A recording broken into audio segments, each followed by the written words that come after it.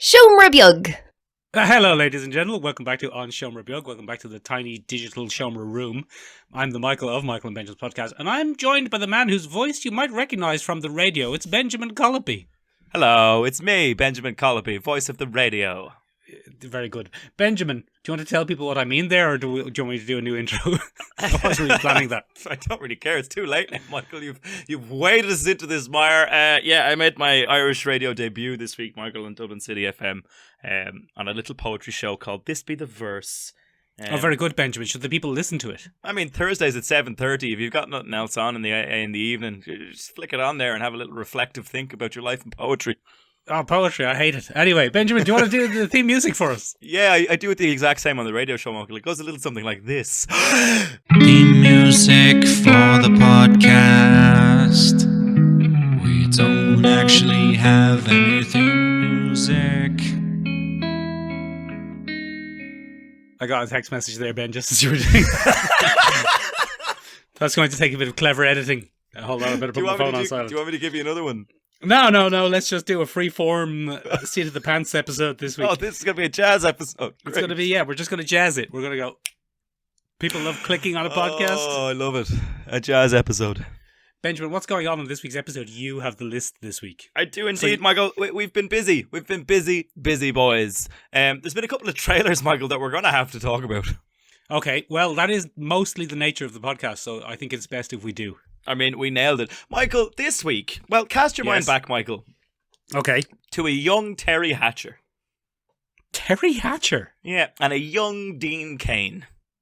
Oh, I'm with you now. All right, I'm with you. I know where you're going. And a risky little venture, whereupon we make a Superman show. Yeah. But it's not really about Superman. What's it about? It's more about Lois and Clark. Oh, well, that will save on the special effects budget. It would indeed, Michael, and it'd make DC's most powerful character into a strange kind of drama. And also, Michael, I'm fairly certain what happened when that show got greenlit is that one person stumbled upon the fact that Lois and Clark found America and went, oh, let's make a show about that. That could be a good pun for Superman. Yeah. To which everybody in their cocaine-fueled 90s madness went, yeah, let's do that. Now, I don't think Lois and Clark found America, Ben. I think you've gotten your history a bit mixed up there. No, white people tell me all the time that they found America and it was all them. Yeah, Lois and Clark found America. Okay, well, yeah, we'll stick with that. It was all them, wasn't it? Yeah, they sailed on the Pinto, the Picante, and the Santa Maria. Santa Maria, yeah. Yeah, and the Pablo Picasso. They got all on those ships, and Lois and Clark went and they found America. That's exactly what and there happened. was nobody there, and there was no bloodshed or wiping out of an indigenous people, and it was grand. Good. Yeah. Grand. It was like a lovely time. Actually, they only found one woman. Her name was Pocahontas. Yeah, and she gave them a hand, and it was all lovely. They were mad sound to each other. They were just best friends. It's nice, Ben, that you've butchered the United States of America's origin story there as much as you often do comic book characters on this very podcast. I do try to be consistent, Michael. So, ladies and gentlemen, that's why I was very surprised. The show was relatively successful, I think, in the 90s, but that's why I was very surprised to see that the CW has decided to take this and make their own little Superman series called Superman and Lois, which seems to be centered around roughly the same concept. But the other way around. Is it Lois and Superman? No, it's Superman and Lois, but the other one was Lois and Clark. It was. Now Terry Hatcher is not in the lead. No, she's not in it. I'm hoping for a cameo at some point. Has she done a cameo? I think she's done a cameo in... Has she done a cameo in the Super... Oh, she probably has she? I don't know, Ben. I don't watch them. Following it. I stopped following it a few years ago, Ben. I'm not sure. I don't watch the CW verse anymore. But Michael, tell me something now. We've both seen the trailer. Did it not whack of Man of Steel to you? There's a good belt of Man of Steel off it. Isn't there? There's a good whack of Man of Steel. I actually don't get any Lois and Clark vibes from it, to be honest, because Lois and Clark was a young Superman and a young Lois starting off their careers in the newspaper and having wacky adventures and hijinks and falling in love. That's true. And that's nothing like this. This is Superman and Lois are Ma and Pa Kent. Yeah, because there's the young Superboy. They've got two boys, Ben. They've got two little boys. Two strapping boys. But the two little boys, Ben, because they were on the planet of what it's called. What's that planet called, Ben? You know, the one in the bottle? Kandar? Kandar. Oh, no, they're Kandar boys, are they? Yeah, and they were on Kandar, and they had those two boys. And now they're big for some reason. I guess time moves differently in Kandar. I'm guessing.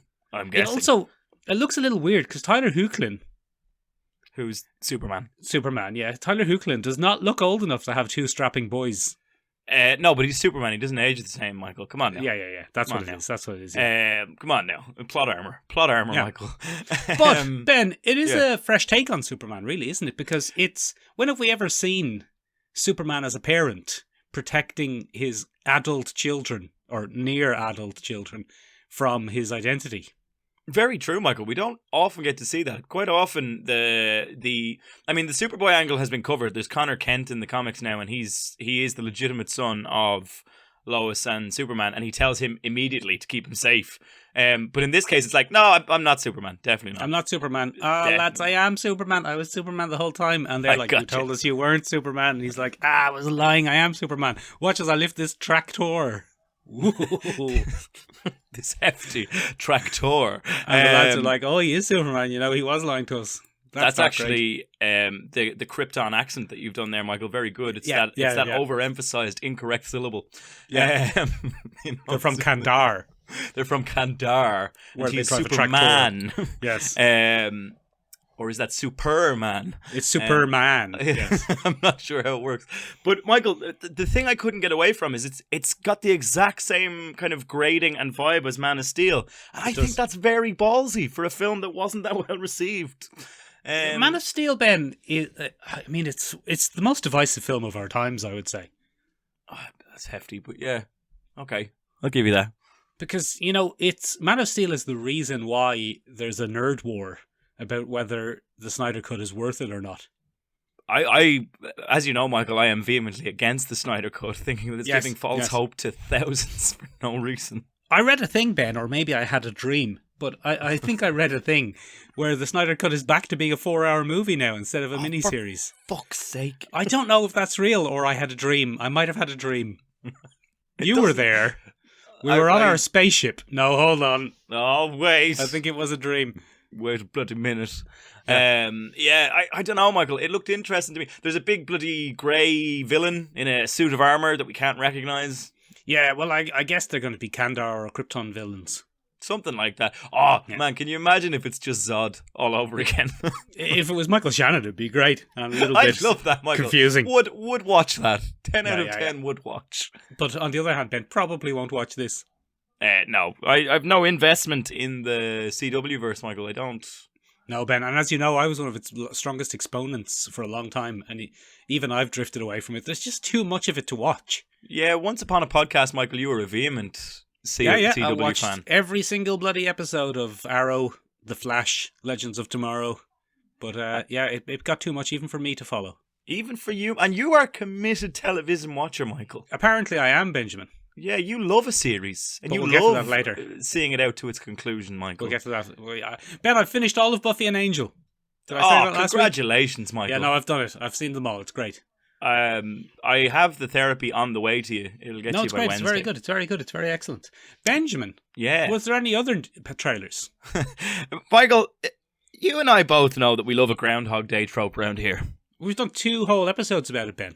We have, Michael, and it looks like we'll be doing another one not so distant. Hooray! Because, Michael, we got the trailer for Boss Level this week, which is Mel Gibson's 15th attempt at a career relaunch. Yeah, he's the baddie again.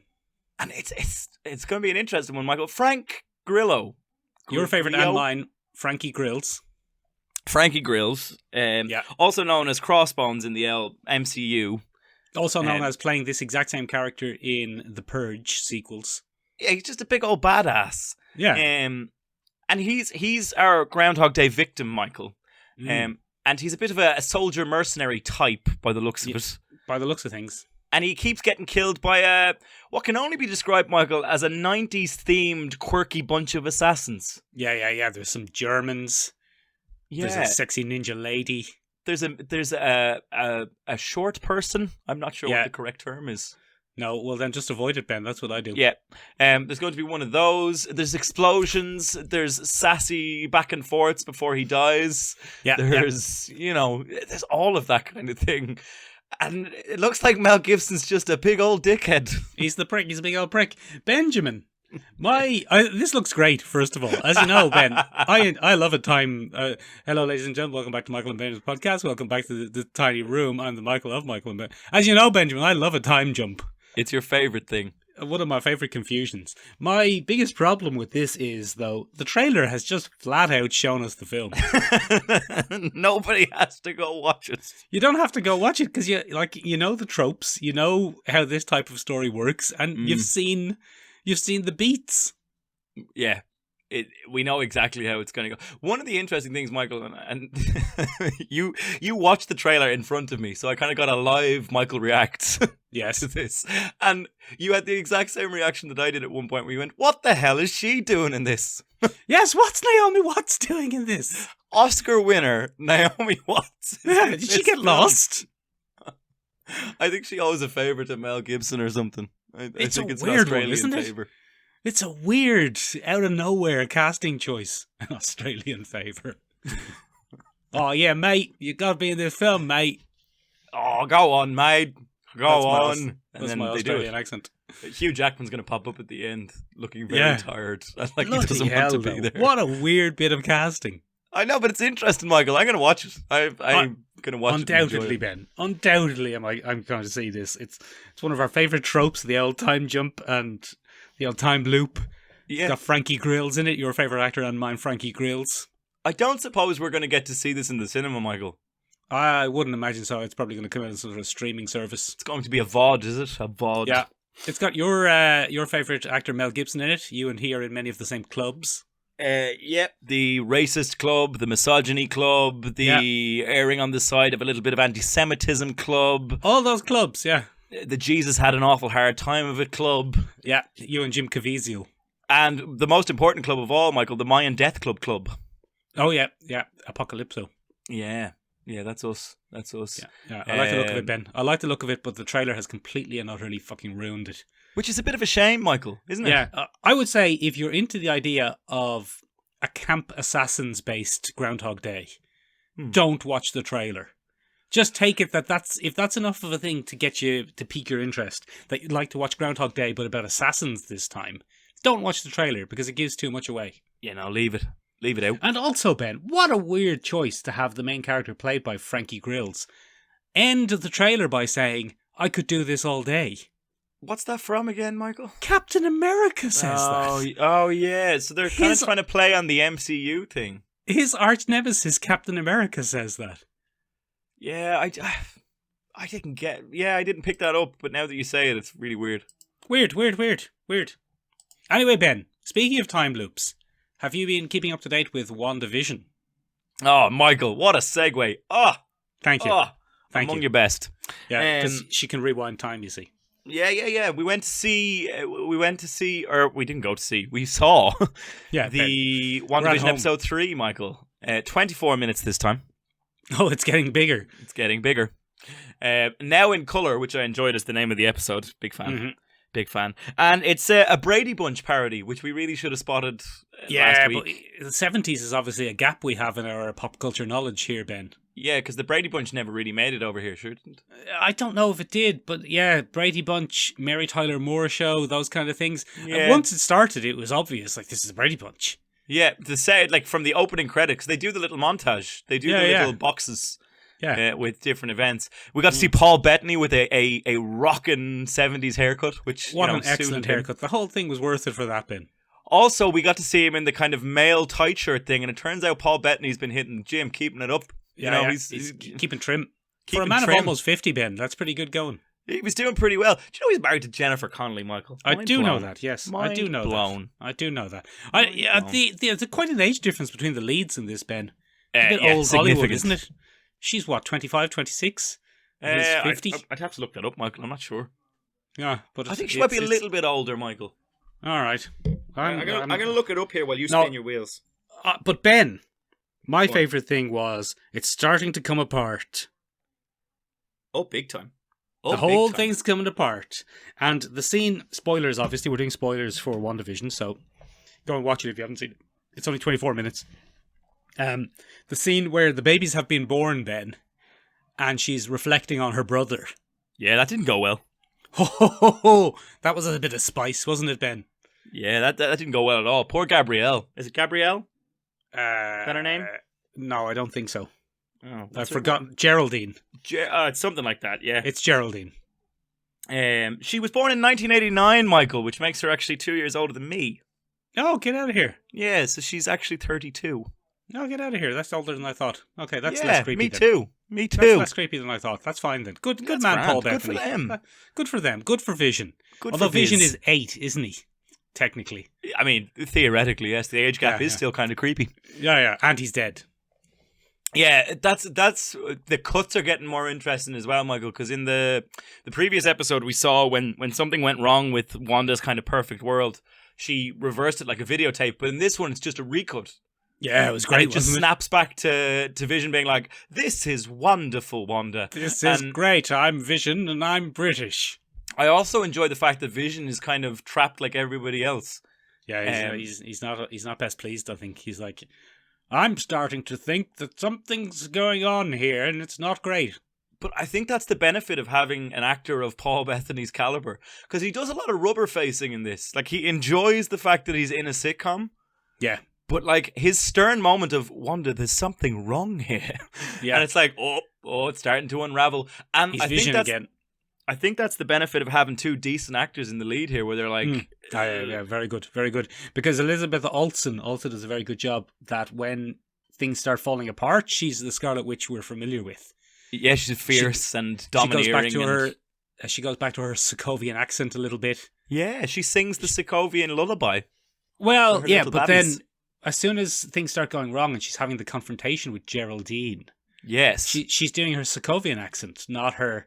Well, we're in a sitcom voice. Yeah, so it's clever work, Michael. And my favourite thing about that is it rightly fucks off all those silly little news articles where they were like, "Oh, what happened to Scarlet Witch's accent?" It's clearly part of the whole. It's part of the whole thing, you dumbass. So settle down. Clickbait. I'll clickbait you. I'll clickbait you. I'll clickbait you. You're quite good at clickbait. You're almost a master clickbaiter. I would say I am a master clickbaiter. Yes, very good. A masturbator. In general, Michael. But yeah, you've taken all the subtlety out of that joke, Ben. Yeah. You've just drained it away. The subtlety. That's what I'm good at, Michael. Yeah. But anyway, one of the more interesting things that we get to see, Michael, is clearly people are being inserted into the fantasy to try and scope out what's happening. Now, Ben, I'm trying not to spoil things for you, but do you know who Geraldine is? I don't actually. Is it Misty Knight?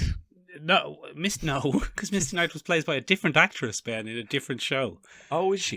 Yes, she was in Luke Cage, you'll remember. Oh, I completely forgot about that. She got her robot's arm, remember? She got her robot's arm. I completely forgot about that.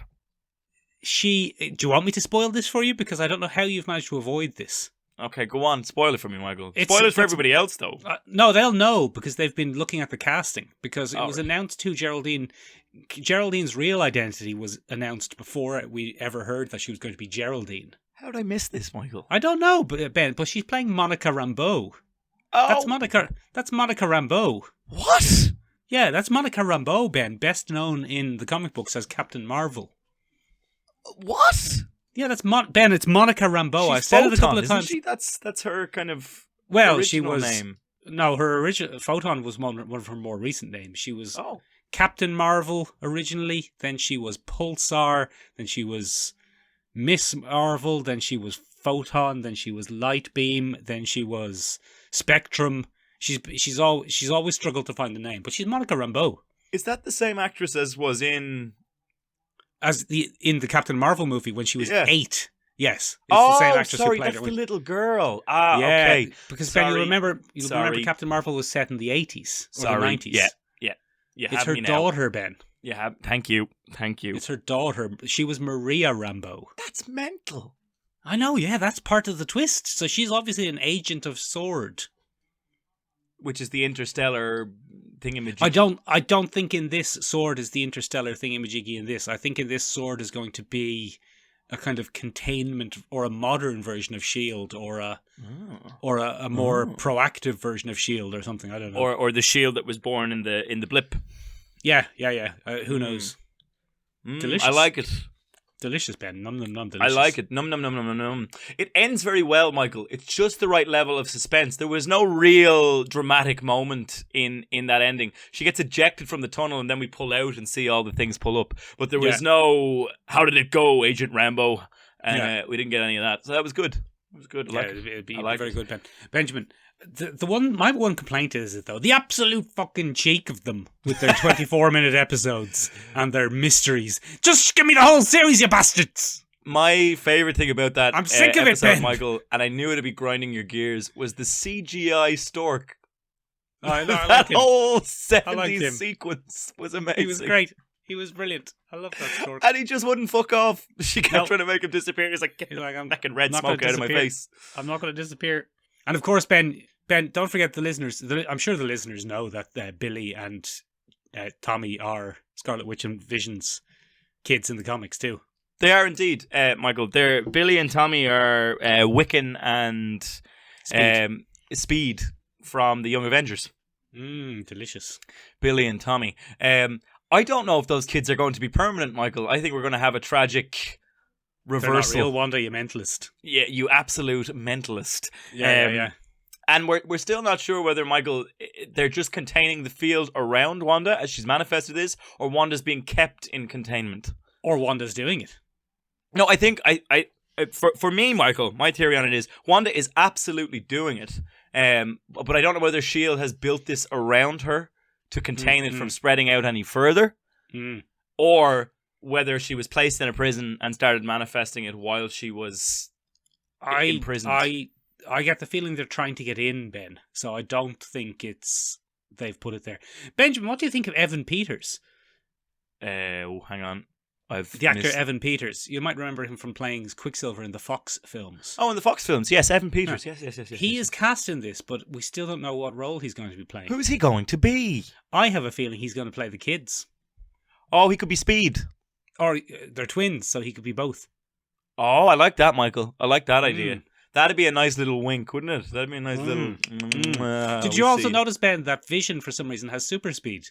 Yeah, I haven't noticed any of this, Michael. Vision has super speed, Ben. He shouldn't have that, Michael. He should be flying. Yeah, who does have super speed, though, Ben? Bloody Her Quicksilver. bloody dead brother. Her dead brother. Yeah. What's going on, Ben? I have to say those two intense moments where reality kind of reveals itself towards the end there. Number one being, what did you say? And so good. So very, very good. But also where Catherine Hahn and the neighbor are like, have you noticed anything that she doesn't have a home? And he's brilliant. like, What do you mean she doesn't have? And very good, Michael. I'm British, you know. I'm British, you know. Very good, Michael. Yeah, very good, very good, very good. Num. I can't wait for the next one, Ben. It's got me on tenterhooks. Yeah. So I'm looking forward to seeing if all the people in this world are previous attempts at plants. Are they victims? Are they victims? Are they caught in the imaginary? crosshairs? Yeah. Is this a real town that Wanda's reshaping? It does seem to be. Yeah, Michael. So, fascinating. Ben, the whole thing is going to live or die whether the reveal of the mystery box is worth it or not. No, Michael, I think the big thing that... Do you know who I think it might be, Michael? And this is a real shot in the dark here. Mephisto. No. You know when we see, Michael, the bloody commercials with the man and the woman in between each thing? Yeah. I get a distinct whack of arcade off. It's not arcade, Ben. Those Get trailers. out of here. It's arcade. Don't be ridiculous. Benjamin, let's move on to our new segment. Go on. We're late to the party, Michael. Yeah, Ben, you've decided to... Did you come up with a theme tune for it? You said you were going to do a theme tune for it and everything. Please excuse us. We're just a little delayed. We wanted to be here, but we were waiting to be paid. We're late to the party, but we're here now. That was surprisingly good, Ben, off the cuff. Well done. Yeah. Benjamin. Yeah. Speaking of people being late to the party and doing surprisingly good off the cuff theme tunes, you know what I've been watching for the last couple of days? Go on. The Amazon Prime and sci-fi TV series The Expanse. Me too. I started watching over Christmas. Bloody hell, Ben. It is excellent. It's so good. It's so good, Ben. It's everything I've ever wanted in a modern science fiction program. It's so good. It's Michael. I can't believe I've missed this, Ben. Funnily enough, when season 1 came out, Ben, I watched the first 20 minutes and went, "Oh, this is a cyberpunk detective series, and I don't care." But it's not, Michael. It's not. It's cyberpunk detective series. It's spaceship adventure. It's galactic mystery. It's hard science fiction, gravity boots. It's spy drama.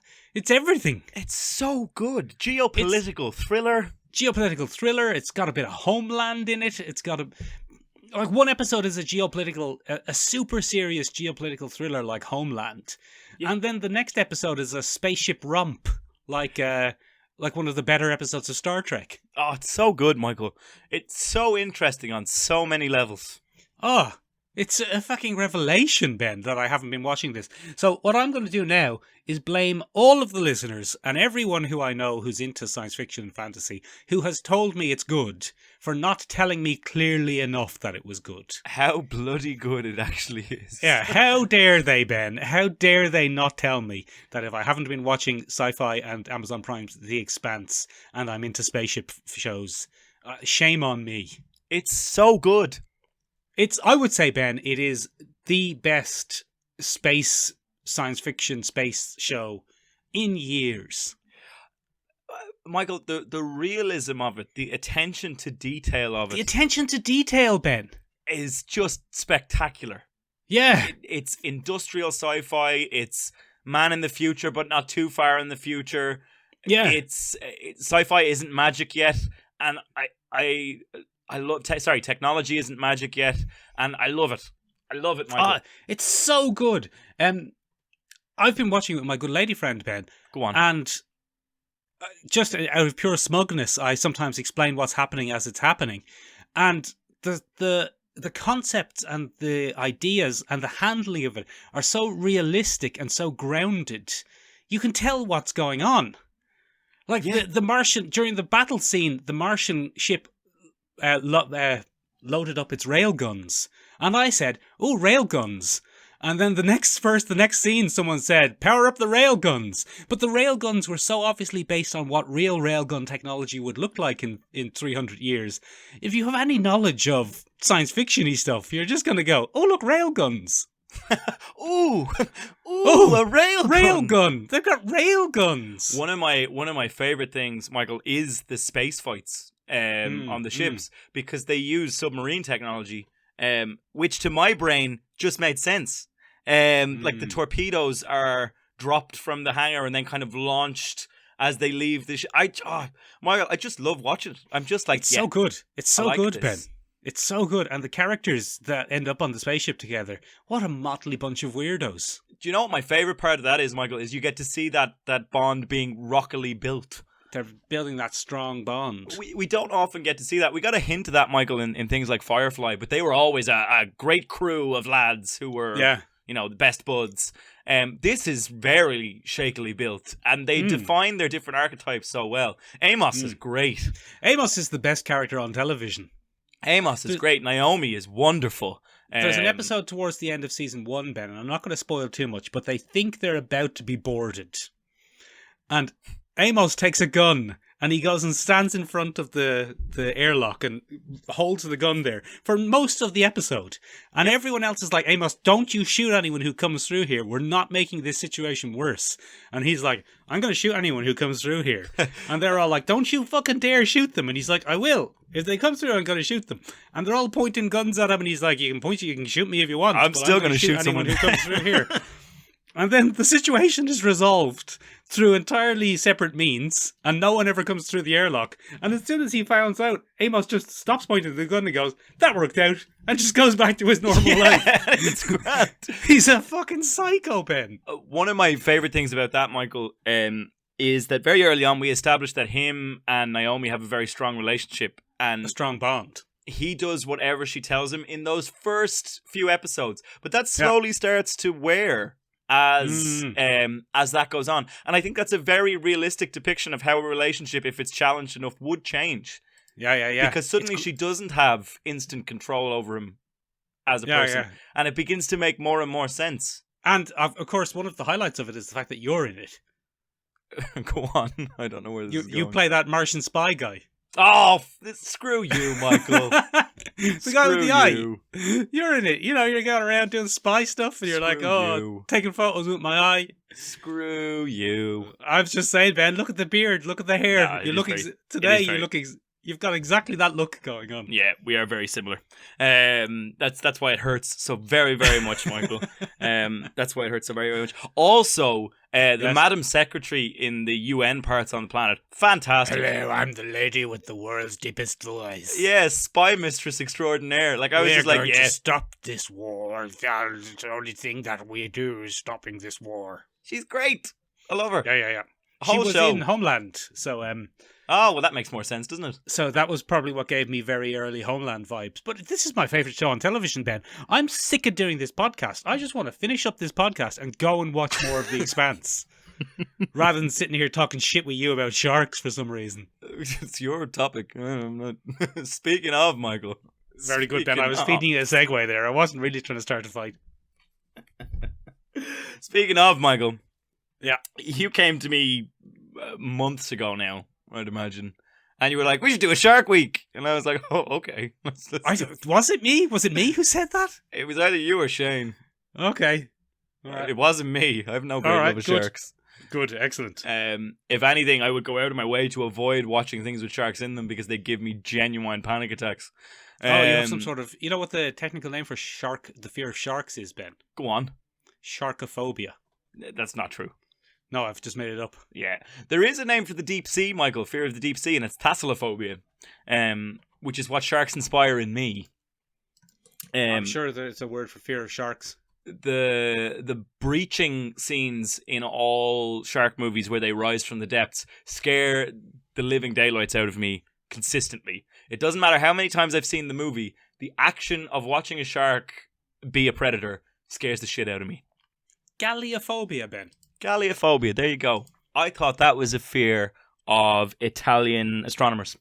Yeah, or no, I can't think of anything better than that. It's the fear of ship's kitchens. Yeah. Oh, yeah, very good. Yeah. Very good. Galley, yeah. Yeah. So anyway, Michael, you found out last week that I had never seen the film Jaws. The seminal film Jaws, Ben. And I say seminal because it's full of seamen. It's full of semen, Michael. 3 intense semen towards the end there, as it turns out. So, Benjamin, did you, for the sake of this week's episode, watch the film Jaws, the 1979 film Jaws? I absolutely did, Michael. And Michael, what a fucking masterpiece. Well, Ben, you see, that's the reason that people will often say Jaws is, was it 1979? 1975. It's 75, Christ. It's old. 1975. WandaVision was on at the same time. Yes, the Brady Bunch. Benjamin, that's one of the reasons that people say Jaws is a masterpiece. I can see. Yeah. And it birthed a genre. Michael, you know the way sometimes people say that about a film and then you go and watch it and you're so jaded as a result of having seen how inspirational that film is in other films that you kind of don't get it. And you kind of just go, I can see why it would have been a big deal back then. But this film feckin' holds up outside of Bruce the actual shark. The tension, Michael. Jaws is one of the best films ever made, Ben. Michael, the tension. Constant, non-stop tension, Ben. Gross, horrible tension. It also made me realise, Michael, you know Ace Ventura, Pet Detective? Yes. You know the scene where he interacts with a shark? Yes. And he gets dragged around the pool. That's a direct homage to Kirsty's death in the original Jaws, which I never knew. Yes.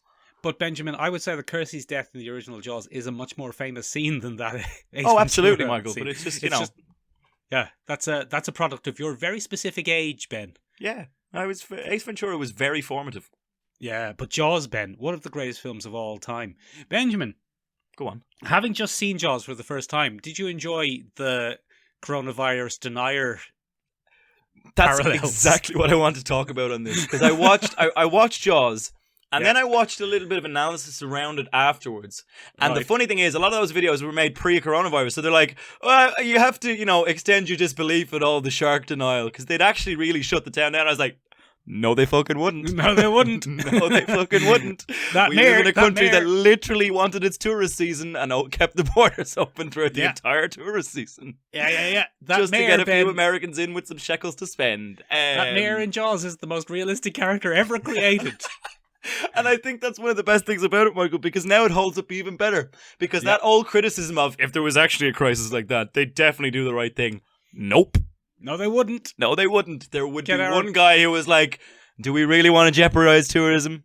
I mean, is it really that big a deal? Yeah, it's just a little sharky-warky. It's just a little sharky-warky. We'll sort it out. Ridiculous, Michael. How accurate that crisis denial was. I really enjoyed that. Incredible, Ben. Absolutely incredible. Yeah, just so timely, so apt. Michael, possibly the best thing you've ever recommended me on this podcast. Well, Benjamin, I don't really consider me having recommended Jaws as my recommendation, because I didn't so much recommend Jaws as stare at you in slack-jaw disbelief when you told me you hadn't seen it. Fair. You, a man who makes internet videos about film criticism and film technique, having not seen the seminal film, and I say seminal because it's full of semen, Jaws. Shame on me. Shame on Benjamin, me, Michael. If this podcast has achieved nothing, which arguably it has, at least it has resulted in using the film Jaws. It always hurts when we actually recognise that. Yeah. I don't mean this episode either, Ben. I don't mean this episode. I mean the entire thing. You mean the entire podcast. I know what you mean. Yeah. So, at least you've seen Jaws now, because it's very, very good. And Benjamin, when I say it birthed the genre, first of all, of summer blockbuster popcorn films. Yeah. But also, Ben, it birthed the genre of Here Comes a Shark films. Yeah, and that took off. That genre really turned into a thing, Michael. I've had to watch quite a few of them this week. And I'll be honest, Michael, my hair turned a bit grey. I'm not going to lie. You don't like sharks, Ben. You have galleryphobia. Yeah, I genuinely do, Michael. I have an unreasonable, which is not a great thing for a lifeguard to have. But I have it, Michael. And I have actually swam with lemon sharks, the little adorable lemony shark fellas. Yeah, but they're just delicious little fellas. Don't worry about them. They're nothing. They're pure nothing. But I have a supreme fear of great white sharks.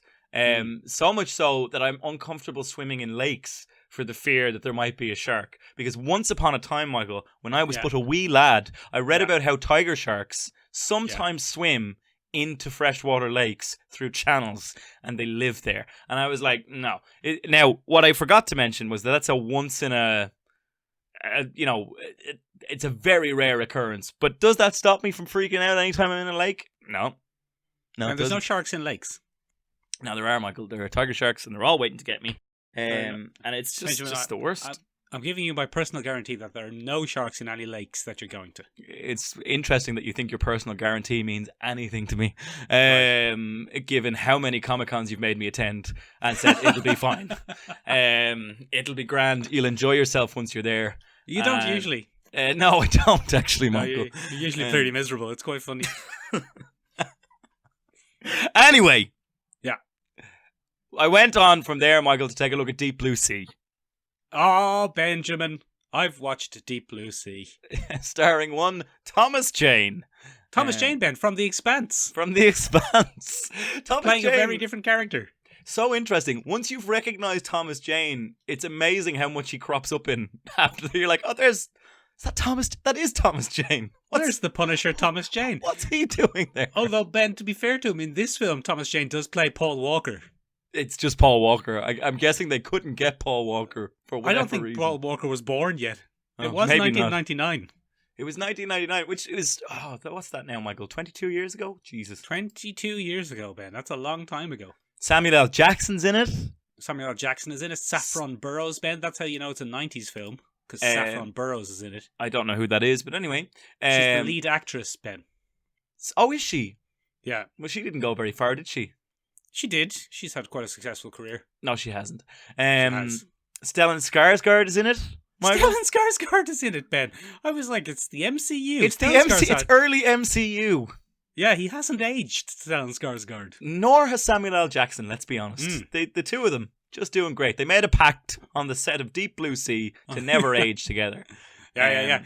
And it also, Ben, has everybody's favourite Ladies Love Cool James. Yeah, very important. Very important to have an LL Cool J thing, who inexplicably survives, Michael. Yeah, he shouldn't have. That's interesting. Like, of all the characters to make it out, I'm not sure that's the one you wanted. I'm not sure that was the one you were rooting for. Yeah, the cook. Yeah. Yeah. Well, he was the funny comic relief, you see, so they kind of have to survive. Do they? Yeah, or else it's depressing. That's good, because if there's ever a shark movie with us in it, Michael, you'll make it out. Oh, that's a bit mean. You are the funny comic relief.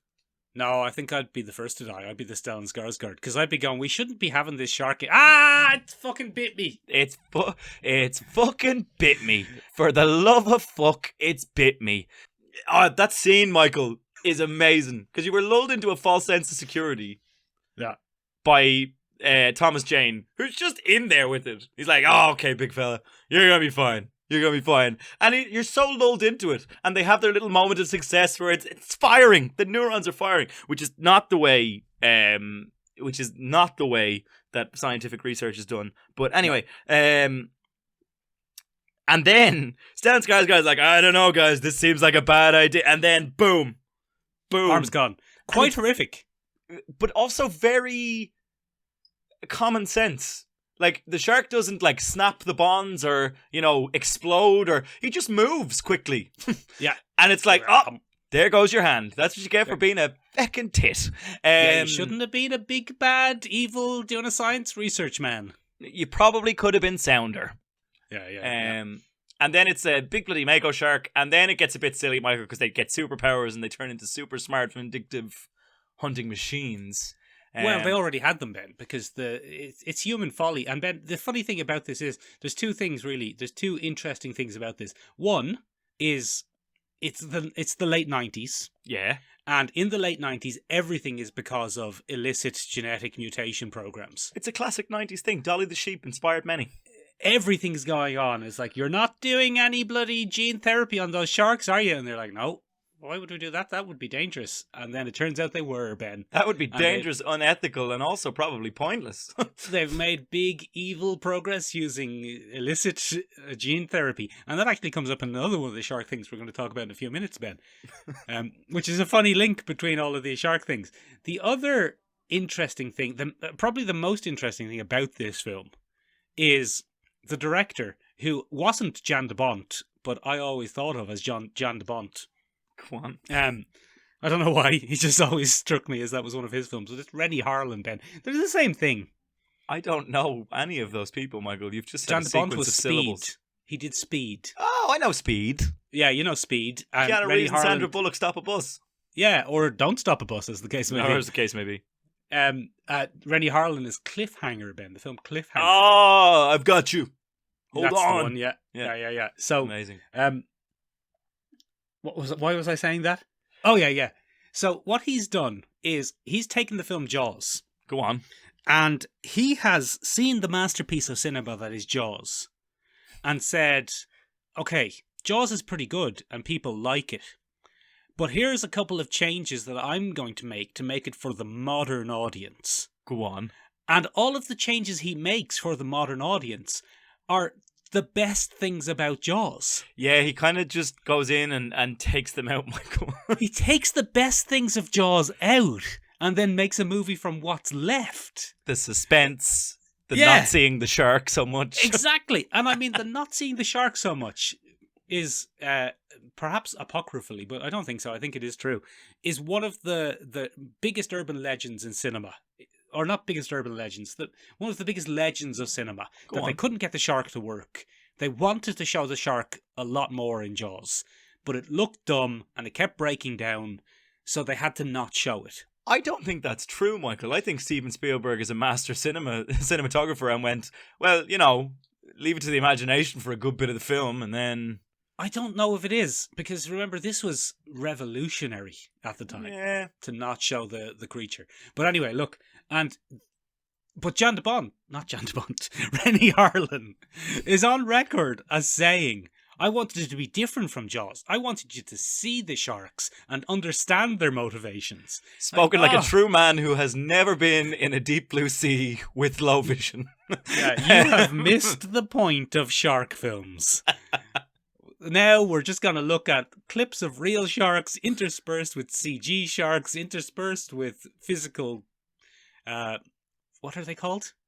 Animatronic sharks. And we're just going to see the sharks, and the sharks are going to have thoughts and feelings and motivations, and they're not just going to be a terrifying, barely seen predator.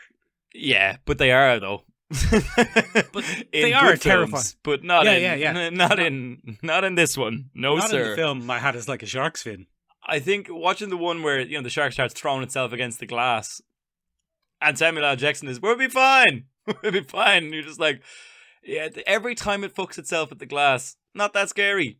Once you know what's going to happen, you're kind of like, well, this isn't going to go very well.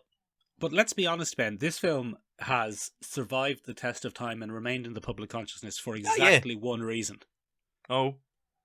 And that one reason is about halfway through the film, where things are looking grim, and Samuel L. Jackson's character, who's a businessman survivalist, is giving a speech about how they're going to get out of this situation. Yep, that's it. And he is suddenly and graphically bitten in half by a shark. Yep, just out of nowhere. Out of nowhere, Ben. And that is Rennie Harlan's greatest contribution to cinema. For good or for ill. Not shark films. Cinema. That happens all the time now in films. Yeah. Someone's making a heroic speech and rallying the troops, and right when you least expect it, bam, eaten by a shark. Eaten by a shark, or a crocodile, or an alien. Or a crocodile, an alien, a bus. A predator, bus, it could be train. anything. Yeah. And predatory so trains. many films have tried to recreate that single shining moment of genius in this film. Yeah, it's pretty good. You know how this film lost me though, Ben? Go on. They killed the pet. Yeah, you don't kill them. You don't do Never that. Never kill the pets. Never kill the pets. The pet should have made it out. LL Cool J shouldn't have. That's yeah. He should have been like, my hat is like a shark fin, and then he should have just died. That was one of the exhausting parts at the end of that film where someone else dies and you're just like, oh, come on, they all made it. There's no need. There's no need. And then, no. There's lots of interesting trivia about that film, Ben. I watched it on Amazon, and I don't know if you've ever used Amazon X-Ray. Oh, yeah. It's an amazing feature. Yeah, great. Like, did you know a lot of it was filmed? They built that set on top of the underwater sets that were made for Titanic. No, I didn't know that, Michael. That film can only exist because Titanic had already made the set. That's fascinating. Isn't that fascinating? It's genuinely fascinating. It's quite fascinating. Yeah. Look at that. Yeah, what other sharks, Ben? So, Michael, I watched another one, a lot more recent here, Michael, called The Shallows. Oh. And it's starring Blake Lively. Lady Gaga and Bradley Cooper. Yeah, it's that one. And Lady Gaga plays a shark. She voices the shark. Yeah. And she falls in love with an alcoholic surfer. Yes, very good. And their relationship is very troubled because obviously she's a shark and he's a thing. And the only place they can really be together is in the shallows, Michael, because the sharks. Otherwise the surfer will drown. And if she comes up too high onto the beach, she'll land drown, which is definitely a real term. And you shouldn't look it up. Land drown. Yeah. And that's where the famous song, Michael, comes from, In the Shallows. Shallows. She actually won an Oscar for it, Michael, and it kind of made her acting career, really. Of course, Michael, that's facetious. We're big silly boys. It's a film starring Blake Lively and a shark. And that's it. And that's it. That's the film. So, Michael, this is the one, and the one I enjoyed the most here, Michael, is this is the one that vexes actual marine biologists so much, because they're like the shark is fairly realistic in terms of how it's rendered and what it looks like, but then it does things that no shark would ever do. It's vindictive. So I suppose in the way that we look at it's far more a kind of a children's animated shark that takes a bit of a notion and doesn't like Blake Lively, and he's like, I'm gonna fucking eat you no matter how long it takes. Blake Lively marrying Ryan Reynolds. How dare you take Ryan off the market? And that's his prime motivation, Michael, is that Blake Lively took Ryan Reynolds off the market. And so it commits to hunting down this surfer who, quite frankly, is having a terrible time, Michael. It's a harrowing film. It's just... And I suppose all credit to Blake Lively. You feel exhausted by the end of it. Every time she tries something and you look at it and you just go, I can't believe it failed again. Poor Blake. Poor Blake. How is she going to get out of this? Because that shark is a right dickhead. And I think one of the interesting things, Michael, is that, watching it, it does all these things that a shark would never do. It goes through the old corals. It stops because of jellyfish. And I remember, again, I did a little bit of analysis on it, Michael, because the part that interests me in these films is it at all accurate? Is this something a shark would do? And the thing is, jellyfish don't bother sharks all that much. It doesn't faze them. They have that special skin that they have. Probably eat them, Ben. The little teeth skin that they have. And they can just kind of go through. It'll hurt a little bit, but it won't stop them from eating something they actually want to get. And it's just this bizarre film where Blake Lively does, well, maybe if I do this, the shark won't come and get me. But guess what? It does. He will. Yeah. Maybe. And then they have like a Sherlock Holmes moment where she's like, it doesn't like the jellyfish. Maybe if I swim into a bunch of jellyfish that I don't know are venomous or not, it won't get me. But it still tries to. Put down the jellyfish saver. Ben, it does have, though, the greatest bird pun of all time. The joke that everyone in the world makes. Go on. And it's finally canon in a film when she names the seagull Steven Seagal.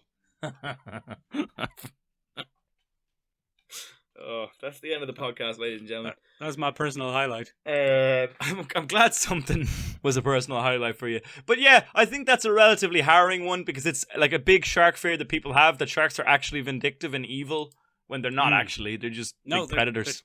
They're too dumb, Ben. They don't have the cognitive capacity to be evil. They've got prehistoric brains, Michael. Unless you use gross 90s genetic engineering science on them. Or make a heroic speech, because sharks have a very low tolerance for cheesiness. They do. But those were smart sharks, Ben. You have to bear that in mind when you're talking about the film Deep Blue Sea by Jan de Bont, that they were smarter sharks than normal sharks. Because they got evil 90s genetic engineering science in them. And that's what made them evil. Yeah. It truly was genetic engineering and unethical manipulation of genes that killed the beast. Funnily enough, though, Ben, it's not every time that you put evil 90s wacky genetic science into a shark that they turn out evil. Sometimes they turn out good. Go on. No, there's your fucking segue for you, Ben. You work from that. Well, Michael, I think what you're referring to is the Jawsome street sharks from the 1990s. Right, go on. What's that? So, a television network somewhere, Michael, saw that there were 4 lads that had been transformed from an amphibious reptile species into an evil fighting force. Yeah. By a wily old man who had his own mutation. And that was called the Teenage Mutant Ninja Turtles, Michael. Yes, I've seen it. And one guy saw this and said, well, I could do that, but I'm going to give them motorbikes. And instead of swimming in the ocean, they're going to swim under concrete because they're sharks. Street sharks, though. They're street sharks, Michael. And that's what we got. We got the 1994 to 1996 television show, Street Sharks. Delicious. I think you've just described the biker mice from Mars, though. I've described those as well, Michael, because it's the exact same plot. That's one of the Silverhawks. Yep, that too. Yeah. It's really all any of those things. Really any of the 90s, here come 3 or 4, the Battletoads, Ben. Oh, the Battletoads, Michael. Do you remember the Battletoads? I don't. Here come 3 or 4 animals who are bros. So we have our 4 bros with a strong bond. Yeah. And they are Ripster, Jab, Streaks, and Big Slamoo. Good. He sounds like an islander. Now, that's the interesting thing, Michael, is that he's not, you see. No, he's as white and that's as where be. he's a white boy. The actual human forms of the street sharks are identical. They're 4 Ken dolls on a gurney. 4 bends on a gurney. And they... Man, you're really sticking it to my physical appearance today. They're handsome boys, Ben. They're handsome boys. 4 handsome boys. The generic Ken doll boys are transformed into the street sharks. And I think the best thing, Michael, about the street sharks is their theme tune. It's awful, Ben. So many puns, Michael. It's awful. It's an awful theme tune. It's taking everything great about the Teenage Mutant Ninja Turtles, Ben. So in the Teenage Mutant Ninja Turtles, they just keep shouting Teenage Mutant Ninja Turtles, and then they tell you about the characters. But Ben, let me tell you, I'll tell you this for nothing, Ben. The phrase Teenage Mutant Ninja Turtles is a lot more musical than the phrase Street Sharks. It is. It has a Street lot more Sharks. ring to it. Street Sharks. Street Sharks. Basically, Michael, what we see in this show is the lads, the Street Sharks, going up against various underwater hybrid monsters. Yeah, monstrosities. And it's mental. It's mental, Michael. And I suppose their lasting legacy is the likes of King Shark or something like that in the DC universe. They were mad toys. I used to have one of the toys. I think I had I think I might have had Big Slamoo, actually. Yeah, the Islander, yeah. The Islander who wasn't an Islander and is probably very culturally appropriate. But yeah, so I had him, and they were great toys, Michael. They were big chunky boys. They had about 3 points of articulation. Yeah. And you could make them chew stuff. 2 arms and 1 leg. Which was great, Michael. Which was great. We loved it. And yeah, that was the Street Sharks, Michael. But Michael. Yes? Enough of this 90s nostalgia. Okay. And ethical manipulation. What if a prehistoric shark came back? Huh? What had happened then? Yeah, well, you would only hope that bloody Jason Statham was around to sort it out. Yes, Statesman Jason, as he's commonly known in the House of Commons. Yeah, so Ben, I'm not going to lie to you. I watched The Meg on plus 75% speed. Just to get through it. Because I've seen this too recently. And, you know, The Meg is, again, it's like, there's so many similarities to Deep Blue Sea. Yeah. An unethical deep sea research station, you know, a businessman trying to save himself before worrying about the public. Ah, yeah. But you cannot get past the China thing with The Meg. It's grand crazy. Bunch of lads. It's just, it's a China propaganda film. It's crazy how much of a China propaganda film it is. Yeah, the Chinese are great and will save the day eventually. But, you know, it does steal a lot of... I forgot to say about Deep Blue Sea, Ben. Go on. Do you remember the opening scene of Deep Blue Sea? Vaguely. There's 4 people having a party on a boat. Oh, and they yeah. fall in and they're attacked by the shark. And it's nearly a shot-for-shot remake of Kirsty. Is it Kirsty her name is in Kirsty. Jaws? I think it's Kirsty. Okay. And it's nearly shot-for-shot remake of that. But then Thomas Jane shows up at the end and saves them from the shark. Oh, it's dead, Andy. And it's like, this isn't your Jaws. This is not going to be Jaws, because we have Thomas Jane, and if Jaws was here, Thomas Jane would kick Jaws' ass. But he wouldn't, though, because Jaws would fuck him up. No, he would, because this is Bruce Jan de fuck him up. Bont, and he's like, I'm here, and I'm going to make... Forget about your parents' Jaws films. Because remember, Ben, when Deep Blue Sea came out, Jaws was only 24 years old. Yeah, it hadn't been that long since Jaws. Jaws was still probably the seminal... Very good, full of semen. Yeah, for the sea. The seminal shark film. Yeah, but The Meg has a couple of Jaws moments as well. Like, for example, it has the "we caught the wrong shark" moment, which is the classic trope of shark films. The tiger shark moment. Yeah, they got it. That's just a tiger shark. That's not a great white, lads. That's too small. Yeah, that's too bloody small, lads. But in The Meg, they catch a Meg. But then it turns out that wasn't the Meg. That was just a smaller Meg. Yeah, I haven't seen The Meg, Michael, so this is all news to me. You haven't seen the film The Meg? I was busy watching Jaws and Deep Blue Sea. I thought you saw The Meg when The Meg came out. In The Meg, they catch a Meg. But it's not the Meg. So how many Megs are there? There are 2 Megs in the film The Meg. So do Meg. Which, which is, in my opinion, false advertising. It should have been called Megs. That would have been quite funny, because then people would have gone to see a sorority girl romp in college. Yeah, exactly. Starring Jason Statham and Thomas Jane. Yeah, Jason Statham. So because of this, they get to do a lot of like the classic Jaws inspired moments, like we've got the wrong shark and we think everything's fine and dandy, and then a bigger shark appears and eats the boat. Oh no! You know, all the classics, all the Jaws classics, but it's no use because, Ben, Would you imagine, Ben, that if you were a shark, imagine Blake Lively, for example, and you were being chased by a shark. Yeah. Would you, in your wildest dreams, ever think that the way to really finally resolve it is hand-to-hand combat? No, I don't think I'd ever look. I don't think any human being, when faced with a shark, Michael, has gone, I'll just throw down and that'll sort it. Well then, why would you cast Jason Statham? Well, that's his primary role in life, Michael. That's how he gets his jobs. He beats up the recruiting agent. Yeah, good. Yeah. So does he actually try and throw down with a shark? No, he wins. Okay, you're going to have to walk me through that, Michael, with spoilers. Sorry. So they get submarines, Ben. This Go on. research station, they've got submarines. One-man submarines with missiles on them. Uh-huh. And they decide to try and kill the Meg. The bigger Meg, the second of the Meg. That's good of them, yeah.